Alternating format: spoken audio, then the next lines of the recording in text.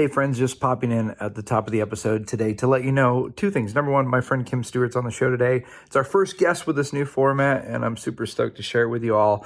We recorded this up at the Oaks, our friend Bob Goff's retreat center in San Diego, and I think you're going to love it. It's a really funny conversation. If you saw the title and are thinking, how did they come to this title? You're in for a treat. It's a super hilarious, really fun conversation.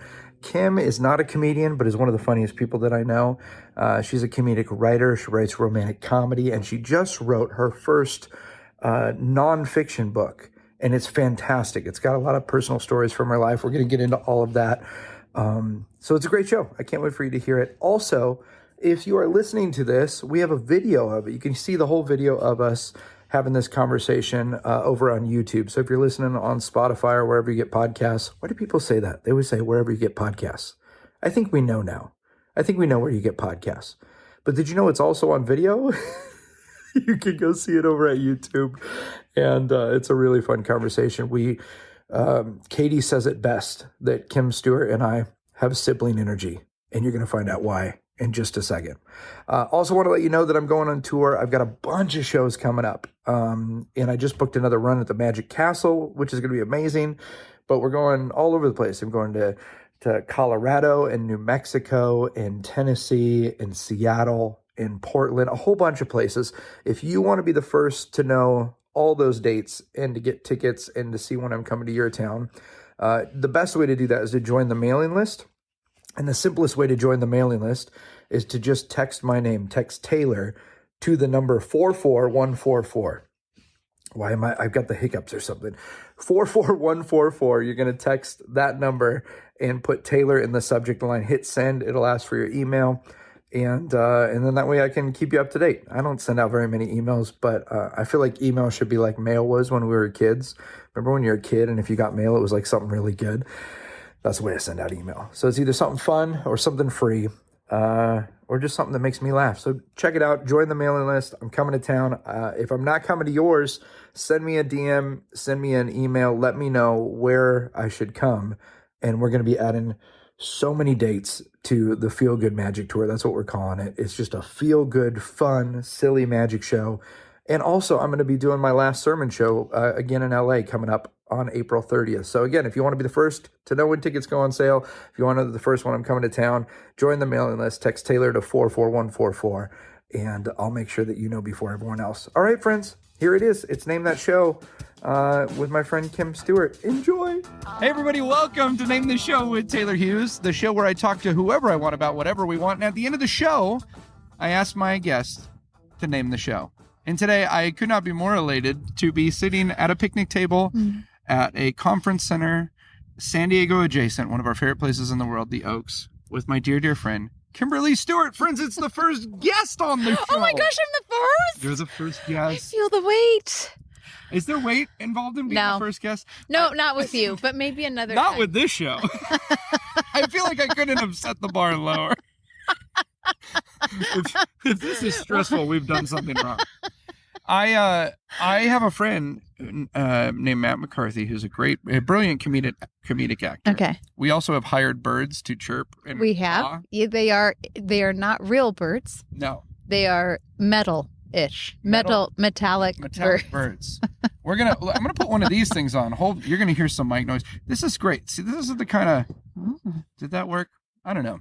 We're outside in the middle. We're in God's country. Anything could happen. There's critters out here.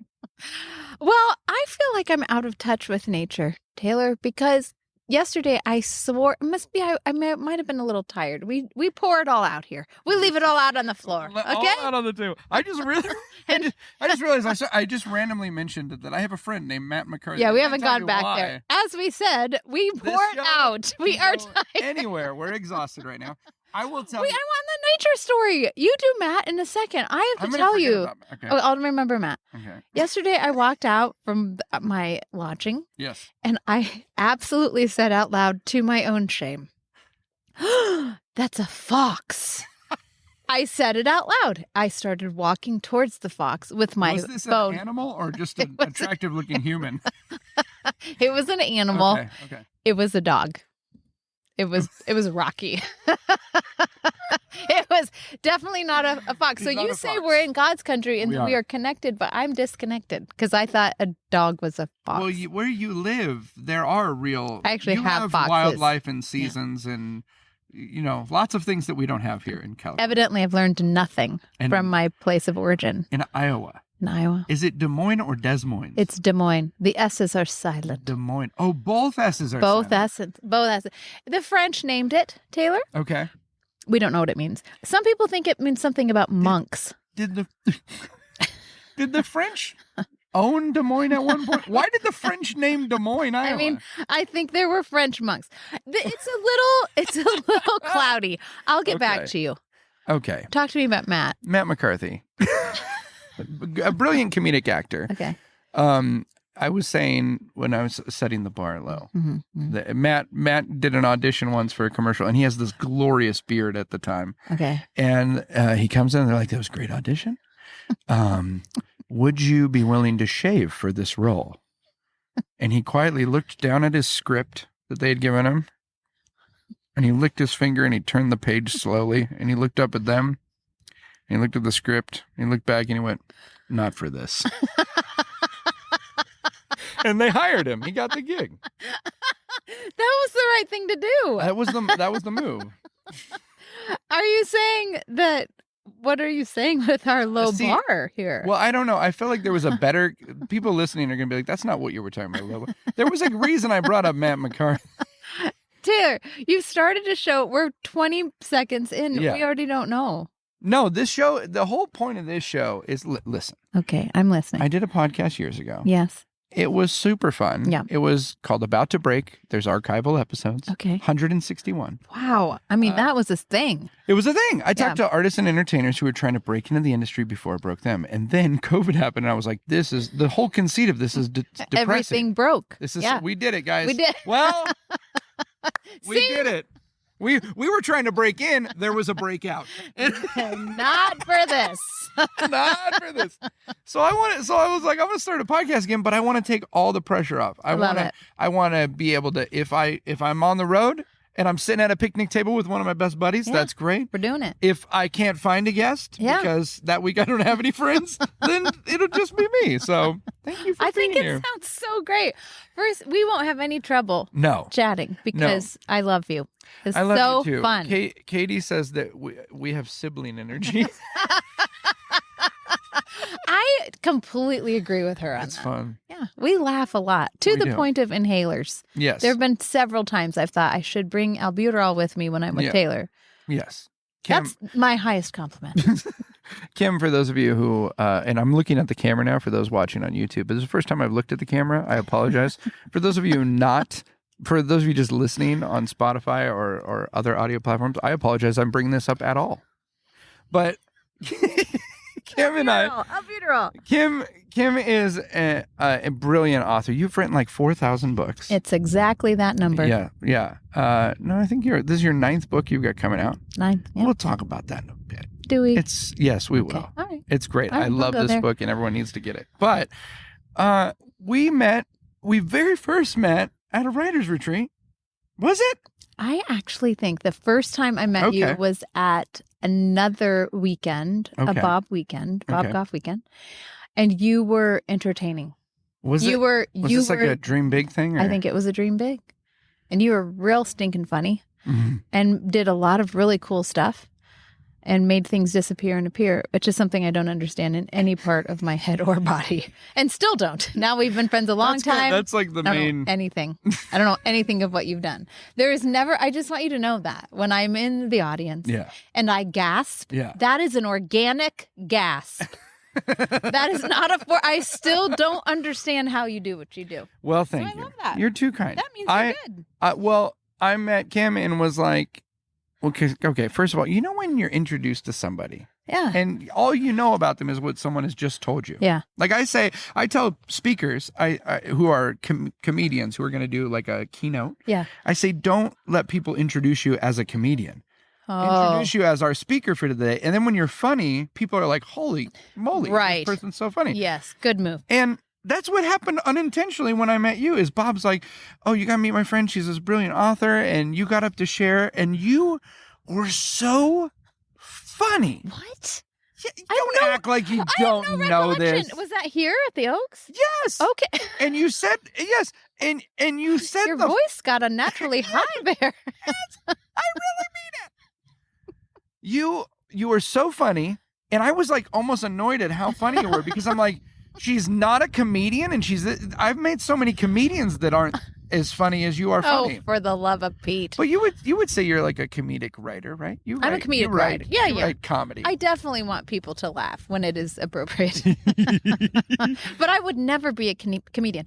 That Why? makes me want to go cry in a corner and sing a song to myself from my childhood. But scary. So like we just had this writers retreat, and you got up and shared from your heart, and we're encouraging amazing writers to do amazing things. Okay, good. And I'm just gonna keep going. Just get flowery. I see. To me, amazing is a flowery word. Kim uses incredible words. She used 3 words this week. I had to Google. I didn't even know what they were. Yes, you did. That's not true. You did. I was like, what is that word? What was the one that meant offspring? Progeny. Progeny. What the? You guys don't know what progeny is. Yes, you do, guys. Yes, you do, guys. There's nobody. Yes, you do. Progeny? Yeah. Use it in a sentence. The fruit of your loins.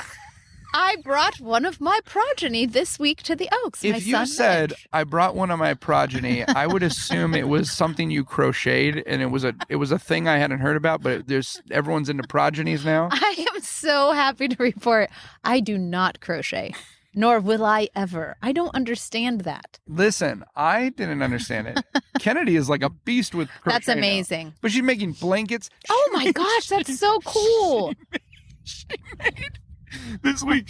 I get in the car and she's like, "Dad, look what I made." And she started driving. You know, she's got a permit. This is a serious situation. She started driving. She crocheted this little cup with it has like a hoop on it. Yeah. And you hang it on the mirror and you put the keys in it because our car doesn't start. Okay. It's like one of those keyless. Yeah. So you can lose that thing because you don't need any ignition. She's like, "Dad," and she's very funny and to some inappropriate. She's like, "Dad, look, I made a key sack." She's like, you gotta put. There's a market for that. Yeah, you gotta put them in the key sack. So I mean, I think that the professional name for a key sack would be progeny. I think that's what I thought of. When wow, that came around a corner. It did. Didn't anticipate it. So Kim is a writer, and and you got up and spoke. And so, like here, what I was gonna say is this weekend you were encouraged, but you're so funny. Do you notice when you're being funny? Like, does it feel? Are you like, "Oh, that joke landed. That was nice." Do you get that moment? A little shiver. Well, a little bit. Like, I mean, just like you, I'm hoping that what I'm saying is connecting, but at the same time, you and I both know, and this is my quieter voice. This is the ASMR portion. Go on. You know that it takes a minute sometimes to build a little trust with the people in the room. Yes. And so if they don't know anything about like where you're going, for example, this kind of thing, people are coming to a retreat like this hoping people are nervous. They don't know what to expect. The first session's always a little bit like, did I make the right decision? What did I sign up for? Yes. Or what did someone else sign me up for? Sometimes like family members will send people. Totally. So in the first bits, you're always wondering, will they understand my sense of humor? Yeah. And you don't know. Happily, if you have your friend Taylor in the back of the room who laughs no matter what, then they know that's supposed to be funny.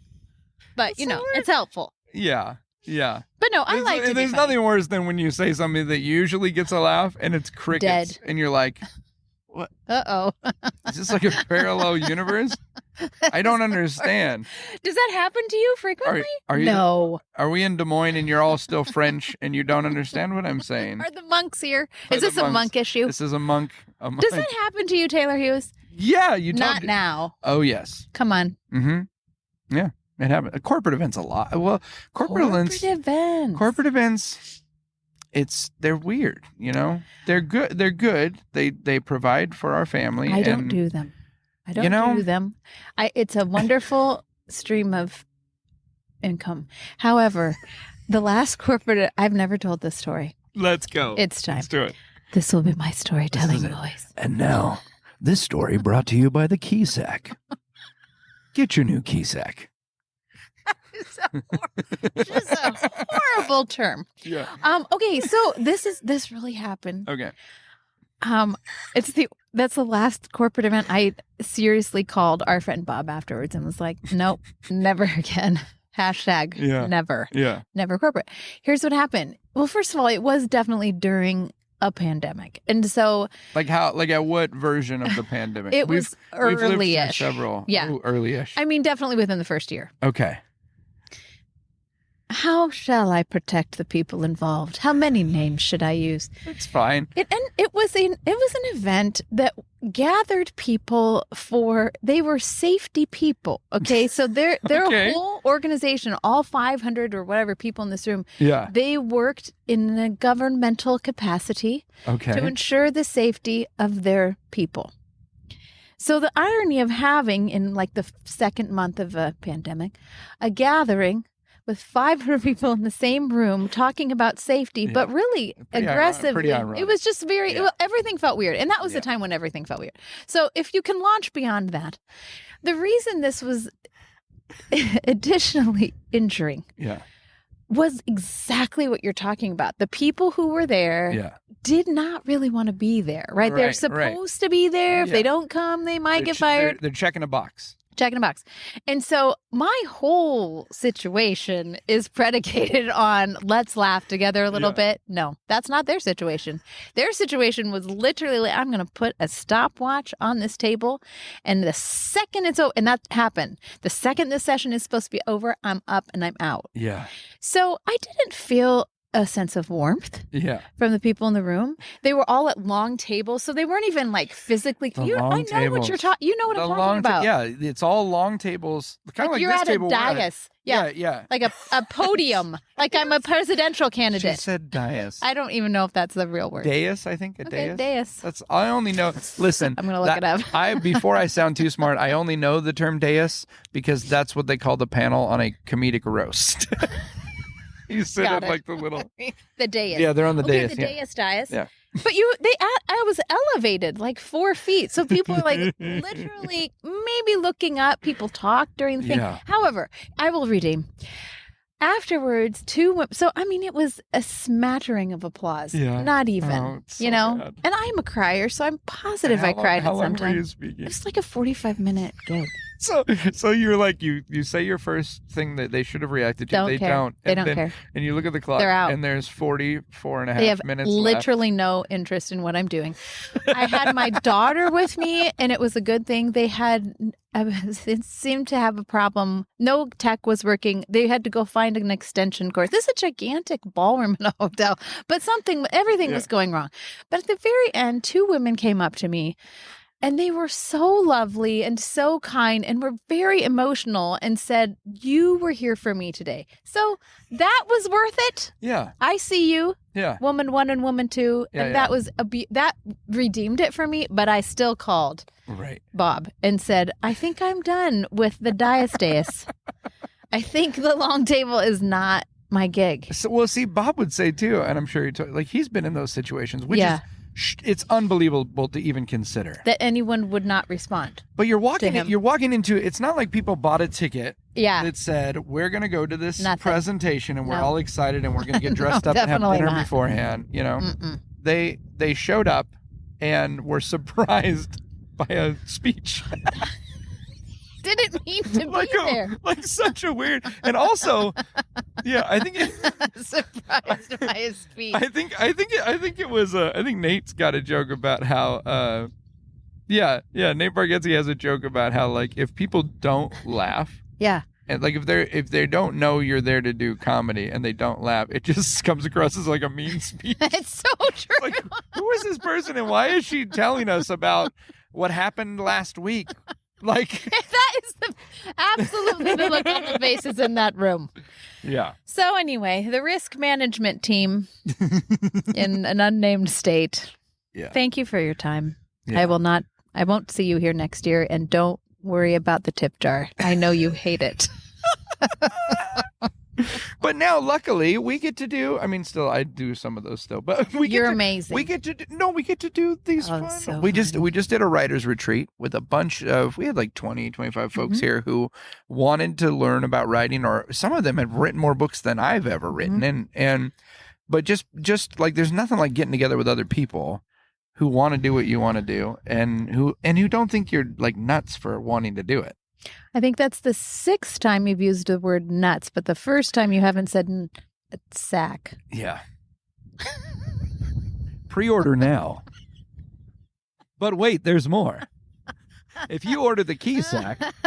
Key sack. Sorry. Yeah. Sorry. I'm all muddled up. Well, now we got to think of what else it could come with. I don't think anything good. But wait, we'll This is going down. order now. We'll give you a pair. Oh. You get 2. It's like a 2 for 1. No. Try this bit at your next corporate event. Yeah, they'll love it. It'll this slay. would kill in Poughkeepsie. This would kill. Oh my goodness. We're recording a podcast. Want to be on?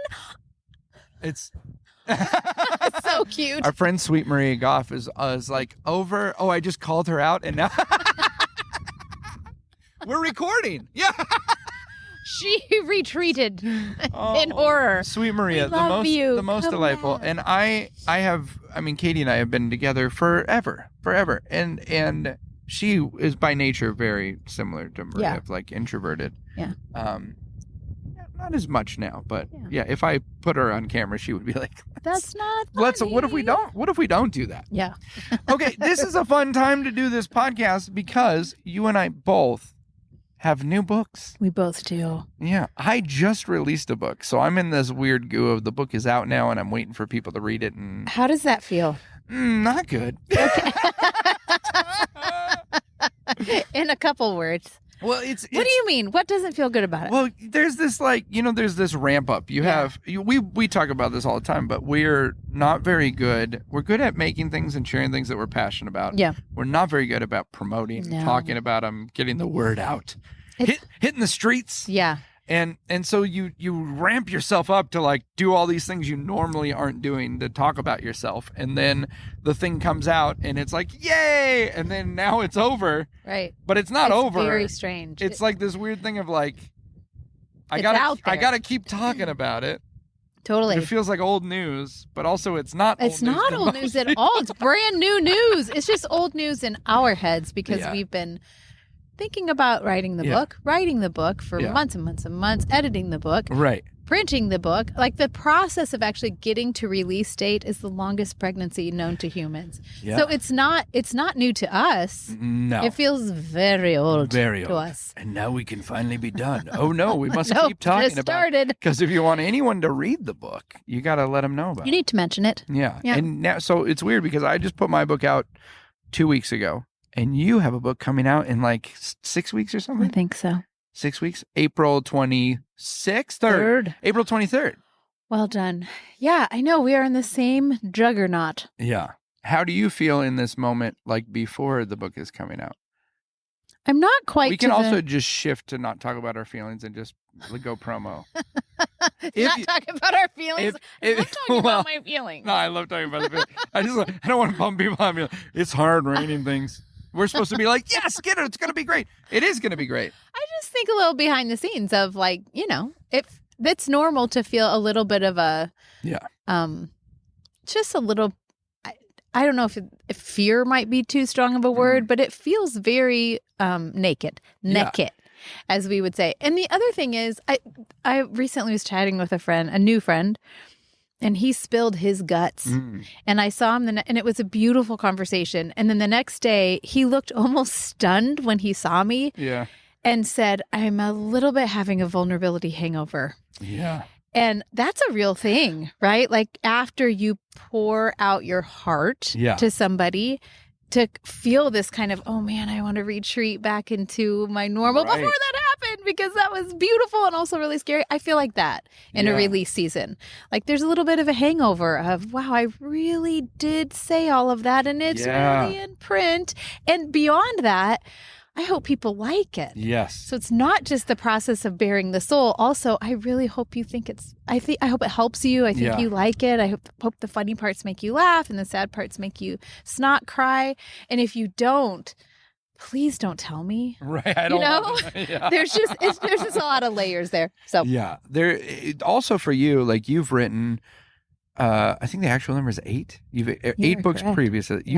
But they've all been in a different genre. You've written fiction, novels. novels. Yeah, both. They're the same. Yeah, that was right. Both. I told you. I can only handle one word for one thing. What is it? Is it a novel? You're not trusting yourself. You've written fiction novels. Yep. So a lot of the romantic comedy, like very fun, kind of lighthearted in some areas, touching, but also you're not telling your personal. Right. You're not saying this is my experience. And this book is very different. Can you talk about just the whole thing of going from sharing stories that you've made up to share stories that you've actually experienced? In some ways, that was easier because these true stories are true as true to me. Like they're bone deep. Right. And familiar. I was there, right? Yep. As opposed to making up a character and her life and her backstory and her fears and her all the stuff. Like that you're kind of cherry picking and she changes, the characters change as you go. Yeah. These are real things and static experiences in many ways. So in some ways it was more reporting, right? Yep. Which made it easier. And in other ways that it was harder because these are mine, right? Yeah. In fact, some of the stories are very, a few of them in the book are very well traveled for me. Mm-hmm. So, for example, when I was 2 years old, I was run over by a car by our neighbor, and I had a bilateral skull fracture. My dad has medical training. He completely ignored that and scooped me up, into his arms. And we raced to the hospital, and the news was horrible. Like, you don't pass over. This is the 70s, okay? Yeah, These were heavy cars. Yeah. So you don't pass over a 2-year-old's head and just call it a day. Yeah. And so things were looking really, really quite horrible. Yeah, it was scary. Yeah. And so I ended up being in the hospital only 5 days. We attribute this entirely to the mysterious mercy of God. Yeah. Like I don't have any explanations for that. I'm just reporting the story. And that moment was a super pivotal moment in our family. So this meant something to my parents that absolutely shifted the trajectory of where we were headed. Yeah. So we've revisited that story many times as a family. Yeah. I've heard my dad tell this story many times. This is 46 years ago, and he still cries every time he tells it. When I had a 2-year-old myself, I went through a whole oh wow, because now you're in your parents' shoes, going, "This is what it would have been like if this was my kid." Exactly. Oh, that was like another wave of this story taking on different color and different light with every season. So that story was the hardest. Like I put that thing off for so long. Yeah. Because I think if we've revisited that memory a lot of times, it gets heavier and heavier and heavier. Like you want to do right by it. Right.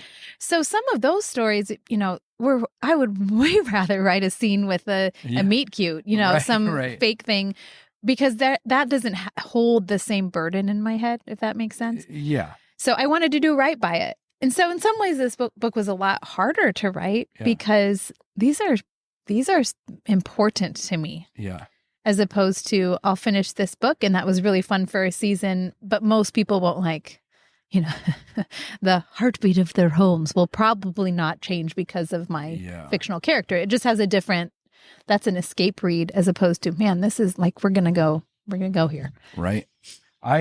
I think this book, I was lucky enough to read an early copy of this. I think you were the first. Was it the first? The full. I think you were the first full. I'm telling you, I cannot wait till it is out and I can leave my review and I sent you my thoughts on it. Friends, this book is so, and many of you who are watching this, like, God and faith are not a part of your conversation in your life.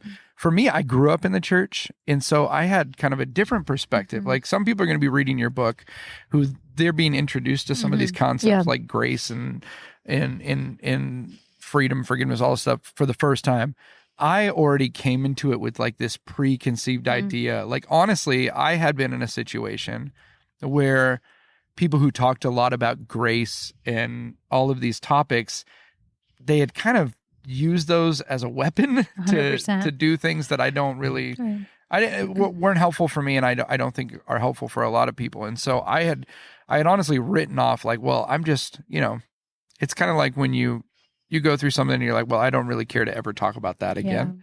And I felt like the way you were able to share your perspective and your stories, it invited me back into a conversation about some of these things. And so I think it's great. I think that regardless of where you're at in your life or in what you believe this whole thing is all about, this is not a book that's trying to like talk people into joining a church or anything. It's gross. Really just it's really just having some conversations about an area of life that sometimes I think we just don't talk about, or we kind of get a different perspective. Oh, that totally. Maybe isn't the only perspective. Oh, for sure.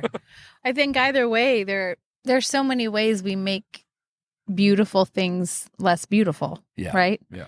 So whether that means, for me, I spent a lot of time pushing away the idea of grace and just thinking that's such a great idea and nodding my head, but still like striving and working and trying to, I say tap dance for Jesus, like here's my leotard 5, 6, 7, 8, which is exactly the opposite of what grace is. Or, man,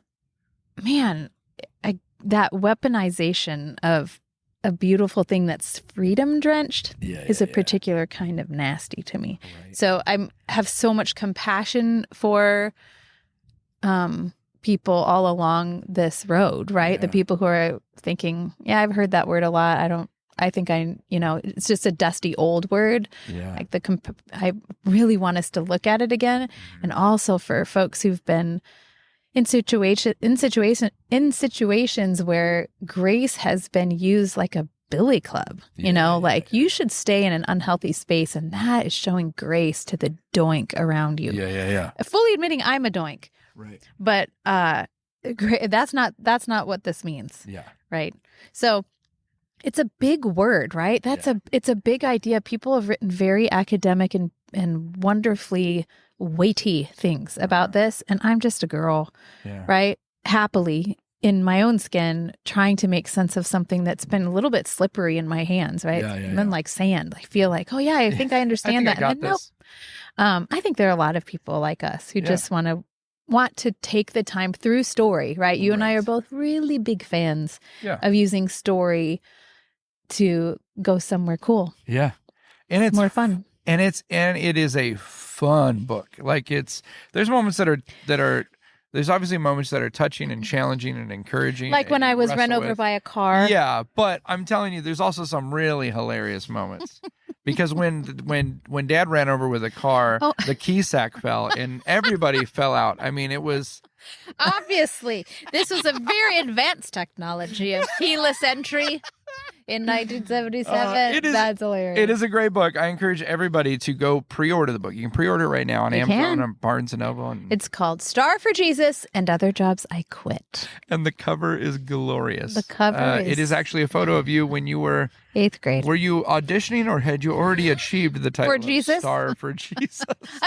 It was my audition date for my Star for Jesus. That was my 8th grade graduation, Taylor. Yes. And I went to a Christian school, and that was the last day at that Christian school. I went full on public school after that day, and that's for another conversation. But I had really unfortunate bangs. It's great. I'm standing against, they cut out the background. I'm standing against a brick wall, which is a wonderful space in which to photograph an important moment in a dress with a wide Laura Ashley collar. And the lighting is so harsh. It looks like I am in prison in a strange outfit because it's, I've got pantyhose that are puddling at the ankles. It's very Kim Stuart meets Kimmy Schmidt. It 100% it's bunker. It's the bunker. Okay, it's the bunker I want to talk about a bunker. Okay. Because in a first draft of that cover, the design team superimposed a black Bible in my 8th grade hands. Oh, you weren't carrying a Bible? They put one in your hand? They put one in. Yeah, wow. No, I'm not. That's the magic of the digital age. That's great. But it was black. Yeah. And again, harsh lighting, brick wall. I said, I am in a fundamentalist cult in this photo. You have got to help me out. I mean, this is not a diatribe book about how I escaped. Okay, the bunker. No. So I don't know if they agreed with me, but they did. That one they It's your did guide change. for getting out of the room. You too can escape. Yeah. Does my goodness. Does your dad have many mommies? Like, just trust me. Look into my eyes. Don't be a star for Jesus anymore. So anyway, now the Bible in the fake Bible in my hand is hot pink. Oh, that's which good. Is messaging not bunker. Not bunker. Mm-hmm. Yeah, no. Yeah, it's glorious. Friends, go pre-order the book. And if you order in the next 10 minutes, we'll send you a key sack. A key sack. And It will. yeah. Well, you can pick the color. Yeah. Oh, yes. Kennedy we will hot do pink. whatever. Yeah. Hot pink. Yeah. I watch. We're going to end up. This will be the first bit of merch for the podcast. This will be the first one. Oh no. Well, listen, we could talk forever, and we're gonna go get lunch and continue talking forever. But we're just gonna turn the microphones off. So, Kimberly, Stuart, while everyone goes to rush out and pre-order the book, I have one final question for you. Oh no. This is where I ask you, based on what we talked about today, based on this eclectic and beautiful conversation, what should the name of this show be? That'll be the name of the episode. So it's time to name the show. What do you got, Kim? Key sack. The word sack. Yeah. Okay. It's okay. It's intriguing. Okay. I mean, I'd tune in. Maybe not on a work computer. Kennedy, you want one? Oh my gosh! What? Okay, so what should we call it? Key sack progeny. Friends, you've been listening to Key Sack Progeny with Kimberly Stuart. I'm Taylor Hughes. We'll see you next time.